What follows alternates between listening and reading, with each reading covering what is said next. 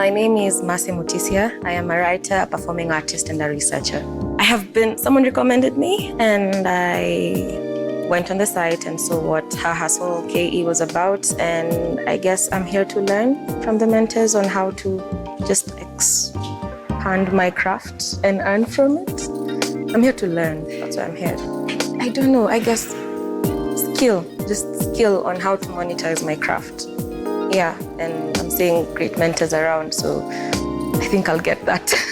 I was shocked that something like this existed because, first of all, I was quite suspicious because, this exists in this our Kenya. Like, there are women watching out for other women so that they make it in their craft. So I really feel like it's a good initiative, and I'm like so proud of the people who started it. Yeah. It is such a weird industry because a personal issue with someone can cost you jobs, where you get blacklisted with like 7 different production companies. I was telling her that sometimes you have to let go of a project from a certain producer because if there is fununu that you worked with this producer, you might end up not working with a production company that you've always wanted to work with. So there's a lot of small issues in the entertainment industry of just not being sure of where this road will lead me to is like one of the greatest challenges right now. So First 2 years of my work, I was a freelancer as well. So I get your struggles of the cash flow because it's never consistent. So what I did was plan ahead. So even though you may have work now, say for 2 months or so, you kind of get so consumed in that you forget to plan for the next job. So I'd say definitely start securing jobs even when you're in one. And then the way to help with cash flow is to work out what you'd get minimum. So not what you'd get on average, your minimum, and work with that budget from that, because that will always save you. You won't overspend. You'll most likely underspend, and you have money to save as well. I think mine is also to add on that, planning. Like, I'll give you an example. For us, we are currently in the process of locking contracts for the next year right now. And it's a process we started in October. And our agencies also use your services. But I don't know where they source from. So us, we just procure the agencies' services, and then they get us now the influencers, all those people, the artists and all that. So I think be more strategic. If you're looking at the first quarter of next year, start looking for the jobs as early as August 2019, so that you position yourself in a better, you make yourself better placed to get the jobs or get a guarantee to get the jobs for the next year. Because I believe right now is when the agencies now are looking for the people that they need to work with. So plan, and the beauty about it is the organizations, after we lock contracts with the agencies, we give them LPOs guarantee payments. So if you position yourself with a strategic agency, then you will be guaranteed jobs in the first quarter, guarantee. I can give you a list of some of the agencies that you use, then you can go and pitch. Yeah, the other is about branding. I'm also struggling with that, branding myself. Just exactly knowing where I fall. I know I have capability in HR and counseling, and I know I'm also very good in events, and I know I'm also very good in what I currently do. So just that thought of what do I really want to pursue is what I'm also struggling with. So I believe we'll get there. I'd say don't box yourself in either. That's something I do a lot. I box myself into something. But you have the freedom to be all these things. But when you're branding, just make sure that you know exactly who you are, so that when people are looking at you from the outside, they don't think you're a confused individual. They actually see, okay, she has it together, but she's a serial entrepreneur, or she's a serial, talent. Just know who you are, but don't box yourself in. Please remember, the politics and the small issues that you're facing in your industry, they are cross-board. In fact, where she works and most multinationals, it's worse. So you're not disadvantaged at all, and you should never ever allow yourself to be disempowered to feel like you don't like you're in the wrong space because of the petty little things. You're not a victim, and you should never accept to be a victim. But of course, you need to also define who you are, what you want to do, how you do it, what you agree, what's a deal breaker, those things. There are philosophical conversations to have inside yourself, but there are also things that you need to look at the context of your environment, and yeah. This is the thing. Cashflow. Because I just want to answer straight to Cashflow.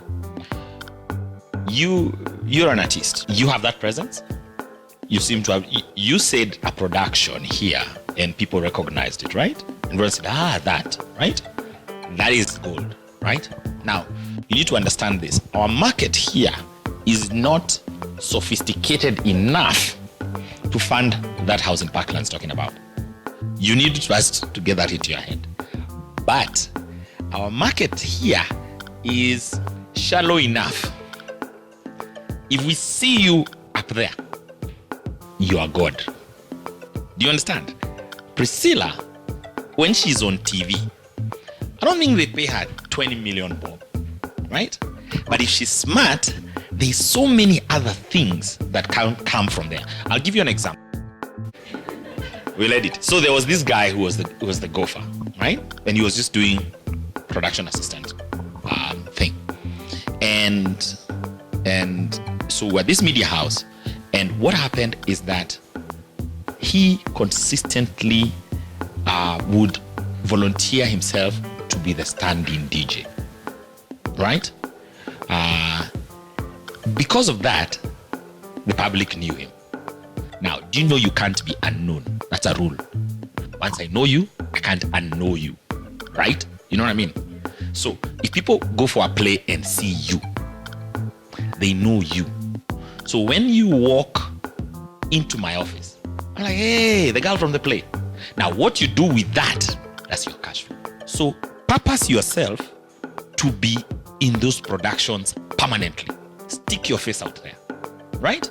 Be the one, if you're the one who wrote, be the one being interviewed on the side, right? When you're interviewed, when you're there, I can't unknow you, right? When I can't unknow you, you're busy looking for cash flow items that are within your talent skill. So things are voiceovers, writing short scripts, all these other little things, right? We can have a conversation after this. How do you rise above politics? Make your brand so strong, they'll never bring politics near you, right? And also, you seem to be very passionate, and you seem, forgive me to say, to carry a premium around yourself, right? Am I wrong? You consider yourself a premium brand, right? Is your pricing premium? One needs to match the other. You get what I mean? Right? So a big mistake we do when we are negotiating money, especially when it's salaries and pricing, we look at what we need now, our current debts, put a little happy on top, chapa the guy. Now, like every other invoice, it's negotiated. So he hammers you, we have half. Take it or leave it.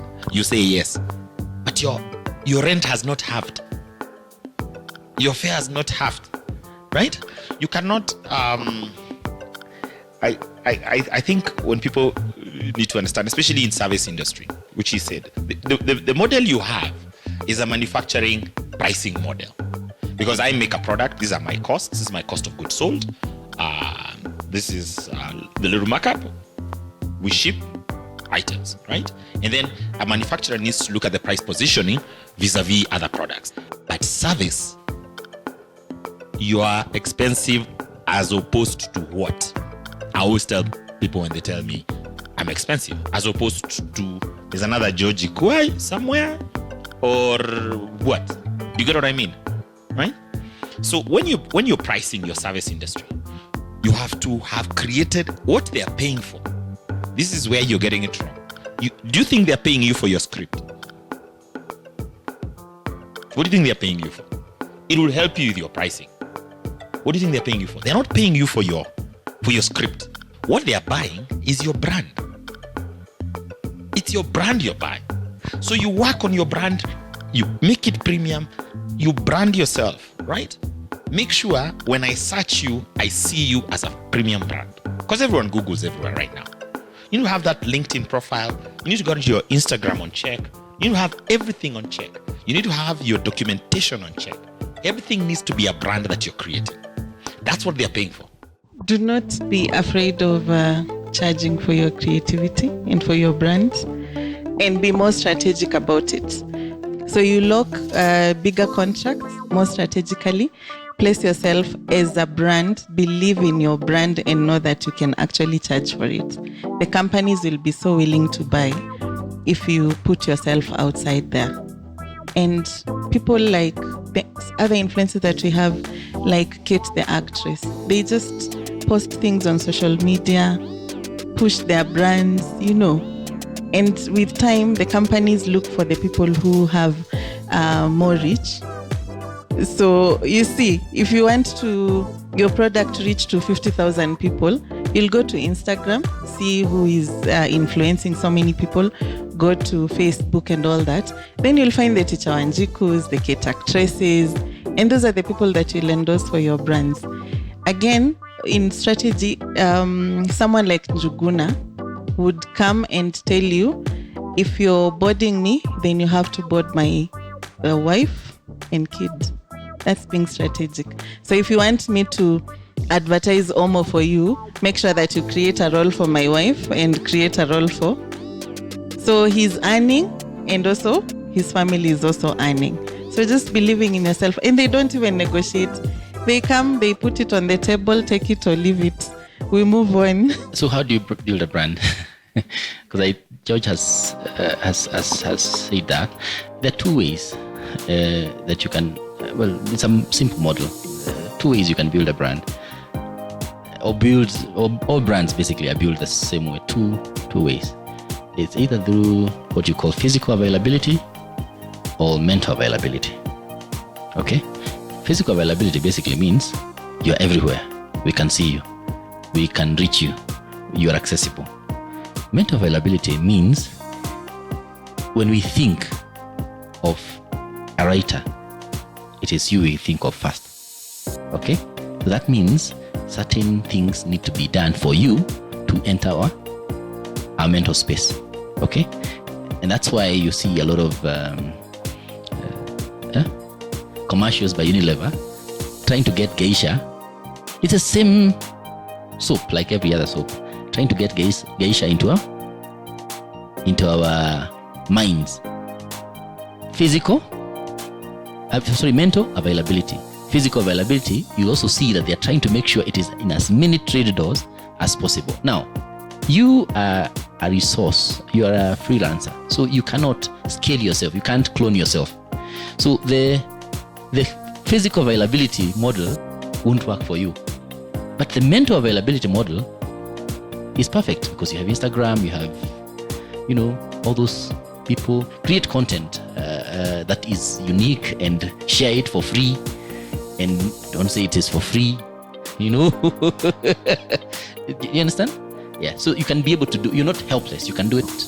And I wish you all the best. I just want to add to the payment and negotiating for those in employment. You usually find that men find it easier to negotiate for pay. So when you're given an offer, a man will counteract that and say, actually, that's not enough. I think women should be able to do that more and don't feel afraid to. And the best way to do it is not just to say, actually, that's not enough money, I want more. You're competent enough. So you list your strengths, because at the end of the day, they're hiring you for your labor. They're hiring you because you're the person they want to do that job.